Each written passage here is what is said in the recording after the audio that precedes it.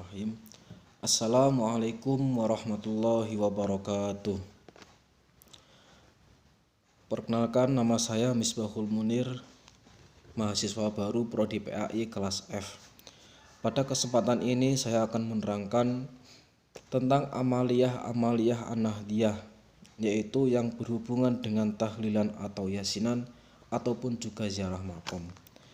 Akan tetapi pada kesempatan ini saya akan membahas dalil tentang 7 hari, 40 hari, 100 hari atau haul setelah kematiannya si mayit. Karena pada saat ini banyak sekali orang yang mengatakan ritual atau amaliyah yang dilakukan oleh orang Nahdiyin 7 hari, 100 hari atau 3 hari itu adalah budayanya orang Buddha. Nah, untuk menyangkal pendapat seperti itu adalah pendapat yang benar. Itu pendapatnya orang Buddha, tapi dulu pendapatnya kumpul, tapi kumpulnya itu sekedar pesta atau berfoya-foya. Tapi setelah adanya Wali Songo, adat Buddha tersebut tetap dilestarikan, cuman adatnya kumpul dilestarikan tapi berbeda dalam isinya. Ibarat kata kumpul yasinan, kumpul tahlilan dalam acara 7 hari 3 hari itu adalah wadah, sedangkan isinya itu adalah mendoakan atau sedekah yang ditujukan kepada si mayit.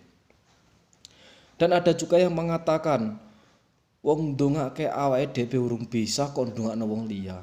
Lah, ini perkataan orang yang pesimis. Dia tidak tahu sejatinya adalah doa.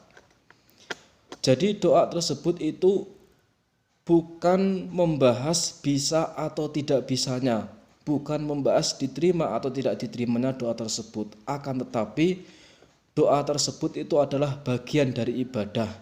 Karena Allah telah memerintahkan kepada kaumnya umat Islam, yaitu ud'uni fastajib lakum.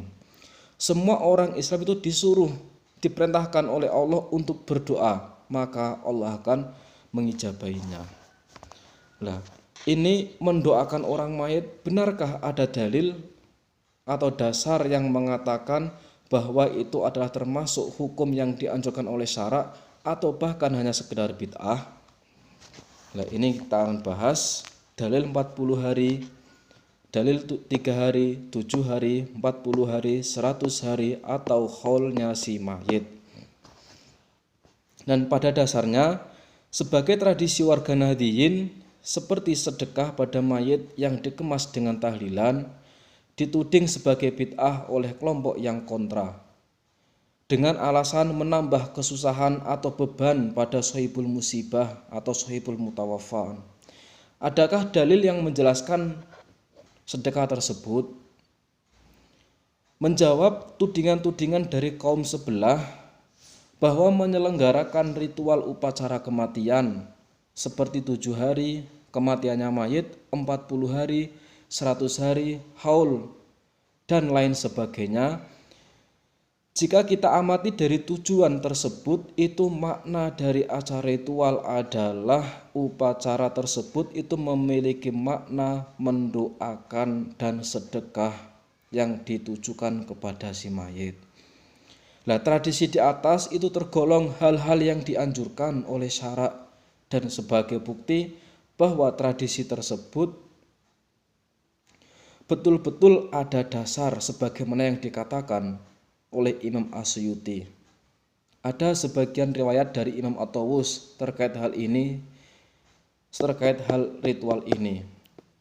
Riwayat tersebut adalah qala At-Tawusu innal mauta yuftanuna fi kuburihim sab'an fakanu yastahibbuna ayyut'imu anhum tilkal ayyam.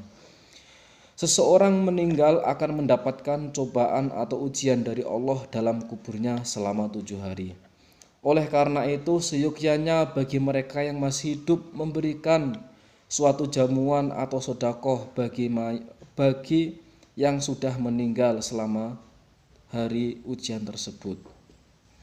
Nah, Asar yang diriwayatkan oleh Imam atau tersebut itu hukumnya sama dengan hadis marfu atau mursal. Artinya hadis tersebut itu mutlak, bisa digunakan dasar atau dalil. Sedangkan Imam Syafi'i mengatakan bahwa untuk menjadikan hujah riwayat Imam Tawus di atas harus ada dalil pendukung, seperti ditemukan hadis lain yang senada atau sama dalam pembahasannya.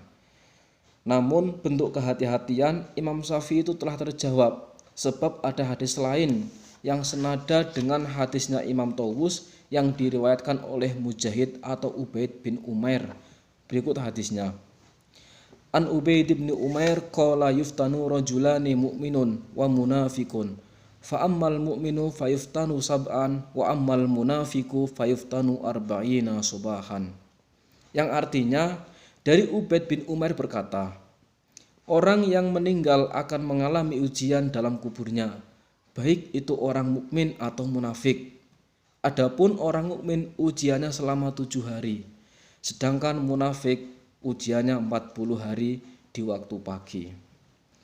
Nah, kendati demikian, ahli hadis dan ahli pakar usul belum mencapai kata sepakat menyikapi status riwayat Imam Tawus. Ada yang mengklaim bahwa riwayat tersebut termasuk hadis marfu, artinya upacara sebagaimana yang digambarkan dalam riwayat Imam Tawus telah ada semenjak masa Nabi Shallallahu Alaihi Wasallam dan beliau menyetujuinya. Sedangkan pendapat yang lain mengatakan bahwa riwayat Imam Tawus sanadnya hanya pada sahabat, tidak sampai kepada beliau Nabi Muhammad Shallallahu Alaihi Wasallam.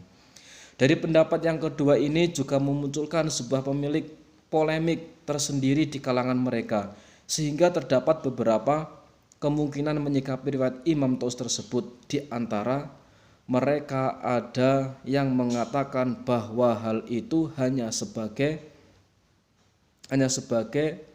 bahwa hal itu pernah dilakukan oleh semua sahabat. Ada juga yang berpendapat hanya sebagai sahabat saja.